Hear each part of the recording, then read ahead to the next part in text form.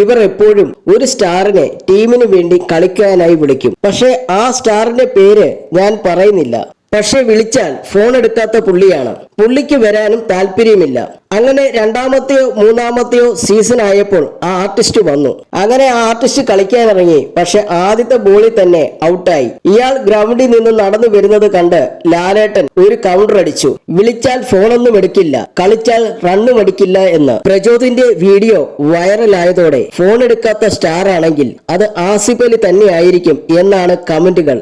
ആസിഫ് അലി സിനിമയിലെത്തിയ കാലത്തും വലിയ രീതിയിൽ ചർച്ചയായ ഒരു വിവാദത്തിൽ ഉൾപ്പെട്ടിരുന്നു. നടൻ മോഹൻലാൽ വിളിച്ചിട്ട് പോലും ഫോൺ കോൾ നടൻ എടുത്തിട്ടില്ല എന്നായിരുന്നു വിവാദം. അതിന്റെ പേരിൽ ട്രോളുകളും വിമർശനങ്ങളുമെല്ലാം നടൻ ഏറ്റുവാങ്ങിയിരുന്നു.